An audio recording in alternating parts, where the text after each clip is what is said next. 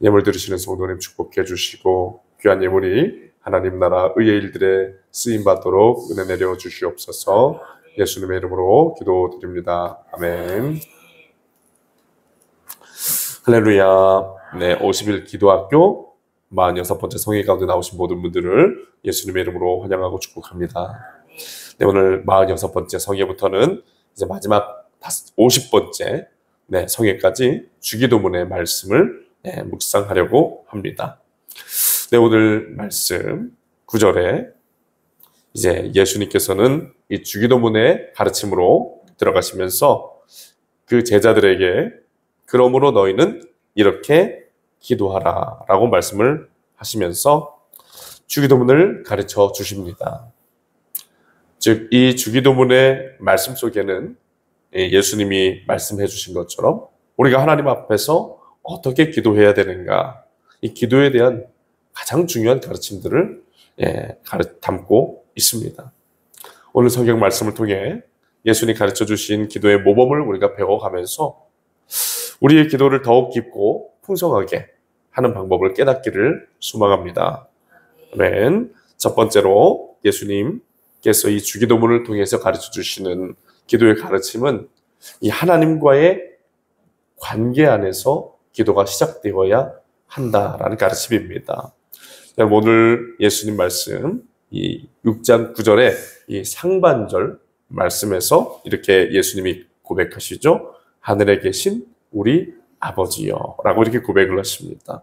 그럼 이 말씀에서 예수님께서는 기도를 시작하실 때 하나님을 하늘에 계신 우리 아버지여 라고 부르도록 가르쳐 주십니다. 여러분, 이 짧은 표현 안에는 기도의 가장 중요한 본질적인 의미가 담겨져 있습니다. 이 하늘에 계신이라는 표현 안에 담겨진 의미는 이 하나님의 초월성을 먼저 강조하고 있습니다. 여러분 잘 알고 계시는 것처럼 하나님은 인간과는 차원이 다른 분이십니다. 하나님은 온 세상 우주 만물을 다스리시는 창조주 하나님이십니다. 예수님께서는 우리가 하나님께 나아가 기도할 때 이 하늘에 계신 이라는 이 고백을 드림으로써 바로 이러한 사실을 기억하면서 기도해야 된다라고 말씀을 하시는 거예요. 그렇지만 예수님은 그 창조주 하나님을 단순히 위대한 창조주로만 가르치시는 것은 아닙니다. 곧바로 이어서 무슨 고백을 하세요? 우리 아버지라고 부르도록 하셨어요.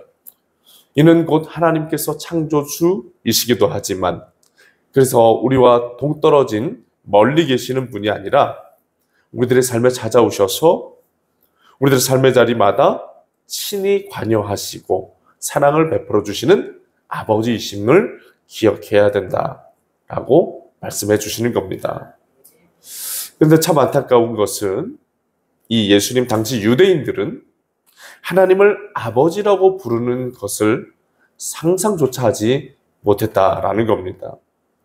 그때 당시 유대인들은 이 하나님은 너무나도 거룩하시고 너무나도 크고 위대하신 분이기 때문에 이 하나님이라는 이름을 부르는 것 자체도 어려워했고 이 하나님을 아버지라고 부르는 것, 이거는 굉장히 불경한 일이다라고 생각을 했기 때문에 그래서 아버지라고 부르는 것은, 그런 호칭을 하나님께 쓴다는 것은 감히 상상도 못하는 일로 여겼다라는 겁니다.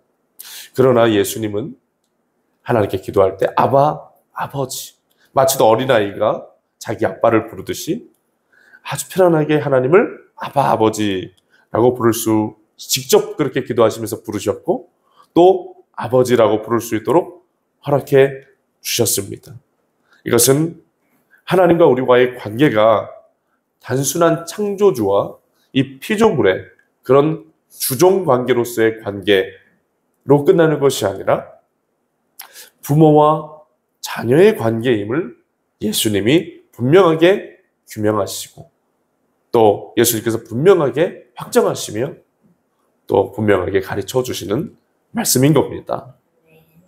그래서 여러분, 우리가 하나님 앞에 나아가는 기도는 어떤 이 수련이나 훈련을 목적으로 하는 종교적인 의무나 형식이 아닙니다. 기도는 아버지와 자녀 간의 친밀한 대화입니다. 우리가 기도할 때 하나님은 멀리 계신 분이 아닙니다. 우리의 필요를 아시고 응답해 주시는 사랑의 아버지이십니다. 우리 같이 한번 해보시죠. 하나님은 우리의 사랑의 아버지이십니다. 아멘. 여러분, 예수님은 주기도문의 첫 대목에서 바로 하나님과 우리와의 그 관계를 가르쳐 주시는 거예요. 하나님은 어떤 분이신지를 먼저 가르쳐 주시고, 그리고 또 하나님과 우리와의 관계에 대해서, 중요한 그 관계에 대해서 가르쳐 주시는 겁니다. 그러니까 우리들의 모든 기도는 무엇으로부터 시작되어야 된다는 겁니까? 하나님과 나와의 분명한 관계를 알고 기억하는 것으로부터, 그 친밀감을 누리는 것으로부터 시작이 되어야 된다라는 거예요. 질문해 봅니다. 우리 같이 한번 스스로에게 한번 질문해 봤으면 좋겠어요. 우리는 기도할 때 하나님을 진정한 나의 아버지로 신뢰하며 기도하고 있는가? 혹시 하나님을 나와는 거리가 먼 존재처럼 멀리 계신 하나님, 그렇지만 크고 위대하신 하나님 이러면서 그렇게 먼 존재처럼 여기고 있지는 않은가? 네, 내가 하나님과의 어떤 관계 가운데 기도로 나아가고 계신지 한번 스스로에게 좀 질문해 보면서, 여러분 이번 한 주간에 기도하실 때는 하나님을 좀 아버지라고 부르면서 친밀한 마음으로 대화해 보시기를 바랍니다. 우리 예수 그리스도를 믿고 영접해서 성령을 받으면 그 성령께서 우리가 하나님을 아바 아버지라고 부를 수 있게 만들어 주신다고 하십니다.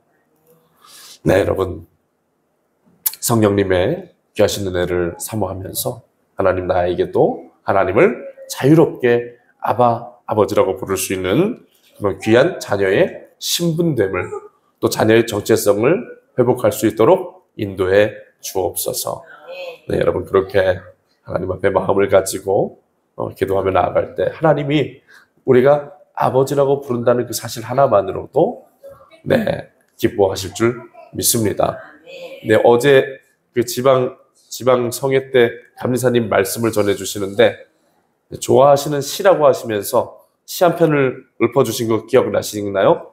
네, 우리 어제 시를 한 편 설교 때 읊어주시는데 그 시 제목이 미츠코라는 시였어요. 미츠코. 아마 일본 작가였던 것 같아요.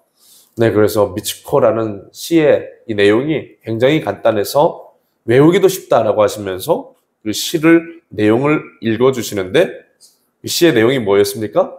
미츠코, 미츠코, 미츠코, 미츠코, 미츠코. 그냥 그 미츠코라는 사람의 이름을 계속 부르는 것이었어요. 왜 계속 미츠코라고 이렇게 부르냐 했더니 그 시를 쓴 사람이 미츠코를 사랑하는 남자였고, 그 남자가 그 사랑하는 여인인 미츠코를 생각하면서 쓴 시가 그거였다라는 겁니다. 여러분, 사랑하는 그 마음, 그냥 그 이름을, 사랑하는 대상을 부르는 것, 그 표현 하나로면 다 된다라는 그런 마음이겠죠. 여러분, 우리가 하나님을 아버지라고 부르는 거, 그저 우리가 하나님을 아버지라고 부르는 것 자체에 하나님은 큰 감동을 느끼실 수도 있습니다. 아, 하나님께서 우리가 하나님을 아버지라고 인정하는구나. 드디어 내 자녀가 내가 아버지됨을 깨닫고 있는 거구나. 이 얼마나 하나님께서 감동하시고 기뻐하실 만한 호칭인지 모르겠습니다. 여러분, 하나님은 우리 아버지십니다. 잊지 마시고 그 관계 안에서 마음껏 하나님과 대화하는 기도의 자리가 되기를 축원합니다. 두 번째로 예수님께서 주기도문을 통해서 가르쳐 주시는 기도의 가르침은, 기도는 이 하나님을 높여드리면서 시작해야 된다라는 거예요. 오늘 말씀 하반절에 예수님은 이름이 거룩히 여김을 받으시오며 라고 고백을 하십니다. 이름이 거룩히 여김을 받으시오며라는 이 구절은 기도가 이 하나님 중심적인 기도가 되어야 함을 가르쳐주는 말씀이에요. 그럼 하나님의 이름이란 단순한 호칭이 아니라 하나님의 성품과 존재 자체를 의미합니다. 하나님의 이름이 거룩히 여김을 받는다라는 것은 그분의 거룩하심이 이 세상 가운데 높임을 받아야 한다라는 뜻을 의미하는 거예요. 많은 사람들이 기도를 자신이 원하는 것을 얻기 위한 도구로서 사용합니다. 하지만 예수님께서는 이 기도의 첫 번째 이 대목들을 가르쳐 주시면서 하나님의 영광을 위한, 하나님의 이름을 거룩히 여겨드리기 위한, 하나님의 이름을 높여드리기 위한 것이 곧 기도가 되어야 함을 가르쳐 주시는 겁니다. 여러분, 성경에서 하나님의 이름이 거룩하게 된다는 것, 하나님의 성품과 능력이 우리들의 삶 속에서 드러나는 것이고 또 우리가 하나님의 영광을 나타내는 삶 자체를 의미하는 거예요. 그러니까 우리가 하나님 앞에 기도하며 나아갈 때 주님 앞에 낮고 또 겸손한 마음으로 하나님의 이름을 높여드리며 또 하나님의 이름을 우리가 하나님을 아버지라고 부르지만 하나님을 감히 경거망동하게 부르지는 않겠다라는 것이고 또 하나님 앞에 모든 영광을 올려드리겠다라는 그런 사랑의 충만한 마음을 가지고 나아가야 된다라는 말씀입니다. 여러분, 그렇기 때문에 기도는 여러분 나의 만족과 나의 어떤 필요를 채우기 위한 그런 도구로서 기도가 존재하는 것이 아니라 하나님의 이름을 높여드리고 하나님의 영광을 드러내는 도구로서 우리가 기도를 드려야 된다라는 겁니다. 그러니까 우리가 기도할 때 어떤 마음 자세와 태도로 하나님 앞에 나아가야 되는가? 마땅히 찬양과 영광을 받으시기에 합당하신 하나님이시라는 것을 믿고 인정하면서 정말 그분을 높여드리고 싶은 그런 마음 때문에 우리가 기도의 자리에 나갈 수 있어야 된다라는 거예요. 여러분, 자녀들도 열심히 깊은 자녀들 보면은 우리 부모님을 어떻게 합니까? 부모님을 존대해드리고 부모님을 높여드리고 자기가 하고 싶은 말 있지만 어떻게 합니까? 참고 부모님의 말에 귀를 기울여 드리잖아요. 그리고 부모님 박수 쳐드리고 칭찬해드리고 왜 그래요? 부모님을 기쁘게 해드리고 또 부모님을 사랑하기 때문에 그렇게 하는 것이잖아요. 그러니까 여러분, 우리가 하늘에 계신 우리 아버지여라고 고백하면서 가져야 될 우리의 마음, 우리의 태도는 무엇인가?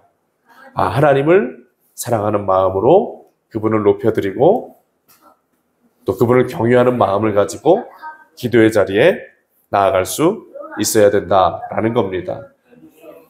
내 어떤 만족과 내 어떤 입장을 막 쏟아놓고 하나님의 이름 따위는 생각, 하나님의 영광 따위는 생각도 하지 않은 채 그냥 내 마음대로 내 중심적으로 그렇게 기도하는 태도는 예수님께서 그런 태도는 잘못된 태도다라고 말씀해 주시는 거죠. 예수님께서 주기도문을 통해서 아주 첫 대목을 통해서 가르쳐 주시는 바는 하나님 중심적인 하나님을 높여드리며 또 하나님을 통해서 이제 기도가 시작되어야 함을 가르쳐 주시는 겁니다. 질문을 해보기 원해요. 우리의 기도는 얼마나 하나님 중심적인가? 혹시 기도할 때 나의 만족과 필요만을 앞세우고 하나님의 영광을 잊어버리지는 않았는가 생각을 해보시기를 바랍니다. 우리 믿음의 선배님들께서 이렇게 기도하실 때 보면은 그런 분들이 많으셨던 것 같아요. 이렇게 나와서 대표 기도를 하시면 하나님에 대한 이렇게 사랑이 많으신 하나님 아버지, 온 우주 만물을 창조하시고 무소부재하시며 높고 영화로우시며 위대하시며 크시며 여러 가지 하나님을 끊임없이 하나님에 대한 고백들을 계속 말씀하시면서 그 다음에 이제 기도를 시작하시는 분들이 많았습니다. 그 언젠가는 그렇게 하나님에 대해서 뭔가 이렇게 계속 끊임없이 표현하고 고백하는 것에 대해서 이게 맞는 것인가? 그렇게 하는 것이 이 기도에 합당한 것인가? 예, 이렇게 막 논쟁이 된 적도 있었고, 그렇게 하지 않는 것이 좋겠다라는 그런 이야기도 제가 들었던 적이 있었던 것 같아요. 물론 대표 기도의 자리에서 너무 그렇게 이렇게 막 그렇게 하는 건 좀 좋지 않겠다라는 생각은 들지만, 그래도 그 마음만은 귀중하다고 생각합니다. 하나님을 높여드리고 싶은 마음이잖아요. 그렇죠? 하나님에 대한 우리의 신앙 고백을 가지고 기도하겠다는 거잖아요. 하나님께 영광을 돌리고 싶은 마음 때문에 그렇게 되지 않았는가 그렇게 생각을 해봅니다. 여러분, 우리가 기도하면서 나아갈 때 그런 마음이 있어야 된다는 거예요.